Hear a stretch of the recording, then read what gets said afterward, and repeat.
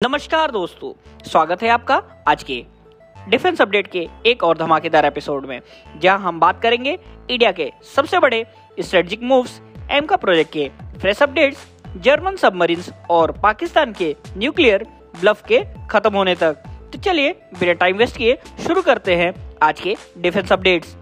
दोस्तों, सबसे बड़ी खबर, इंडिया अब अपना सबमरीन प्लान पूरी तरीके से चेंज करने जा रहा है।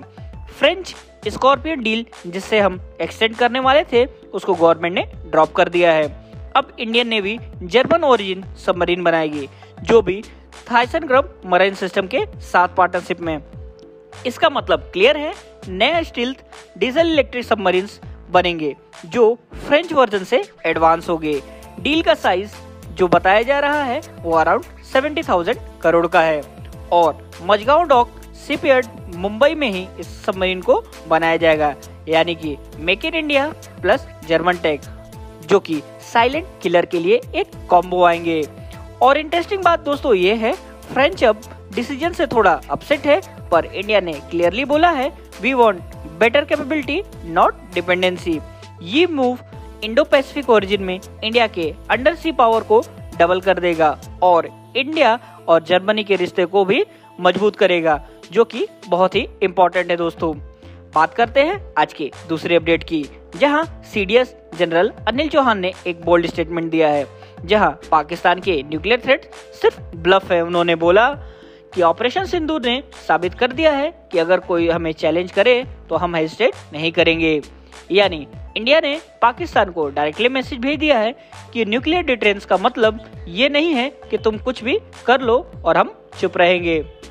दोस्तों, ऑपरेशन सिंदूर के बाद से ही पाकिस्तान के अंदर पॉलिटिकल और मिलिट्री सर्कल में टेंशन आ चुके हैं, क्योंकि इंडिया ने अपनी ऑफेंसिव कैपेबिलिटी ओपनली दिखाई है, चाहे वो ब्रह्मोस हो, तेजस हो या इंडिजिनियस यूएवीज हो। दोस्तों, अब बात करते हैं हमारे देश के फ्यूचर फाइटर जेट एमका की।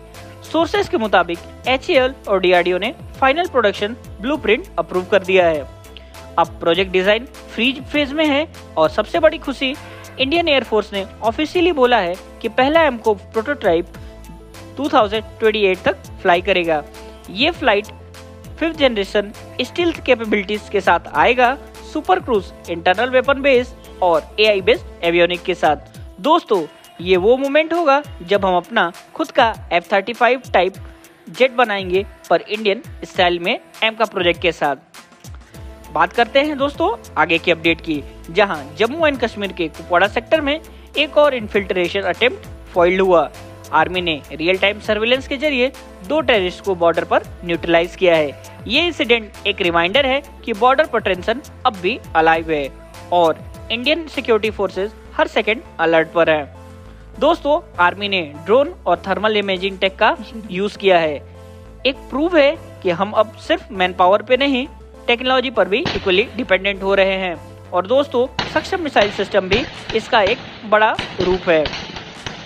बात करते हैं आज के अगले अपडेट की, जहां भारत और ऑस्ट्रेलिया ने एक नया पैक्ट साइन किया है, जिसमें दोनों देश एक दूसरे के साथ submarine rescue operation, joint training और हाई लेवल मिलिट्री डायलॉग्स करेंगे। इसका मतलब है इंडो पैसिफिक रीजन में अगर कोई क्राइसिस होती है तो इंडिया और ऑस्ट्रेलिया एक कोऑर्डिनेटेड रिस्पांस दे सकते हैं। ये मूव चाइना के एक्सपेंशन को बैलेंस करने के लिए स्ट्रेटेजिक है और ये क्वाड कंट्रीज के कोऑपरेशन को और ज्यादा स्ट्रॉन्ग बनाता है। दोस्तों, बात करते हैं अपने छठे अपडेट की, जहां यूके और इंडिया के बीच में एक मैसिव डील साइन हुई थी, जो कि मिसाइल की डील थी और जिसकी साइज 3,800 करोड़ के आसपास की थी। ब्रिटिश कंपनी थेल्स इंडिया को light weight multi role missiles supply करेंगी। दोस्तों, बात करते हैं आज के अगले अपडेट की, जहां सक्षम वॉरफेयर के बारे में कुछ अपडेट सामने आ चुके हैं, जहां अब आर्मी ने सक्षम मिसाइल सिस्टम डिप्लॉय कर दिए हैं। ये सिस्टम रियल टाइम में ड्रोन डिटेक्ट करते हैं और उन्हें जैम करते हैं और अगर जरूरत हो तो उन्हें डिस्ट्रॉय भी। ये डिप्लॉयमेंट पहले नॉर्दर्न बॉर्डर्स पे हुए हैं और सून ये मेजर कंटेनमेंट में यूज होगा। एक और आत्मनिर्भर भारत का एग्जाम्पल देसी टेक प्लस देसी सॉल्यूशन देश के लिए। तो दोस्तों ये थे आज के टॉप अपडेट्स, जहां जर्मन सबमरीन का बड़ा ट्विस्ट सामने आया है, एमका के ग्रीन लाइट्स और पाकिस्तान के न्यूक्लियर ब्लफ का जवाब। अगर आपको ये वीडियो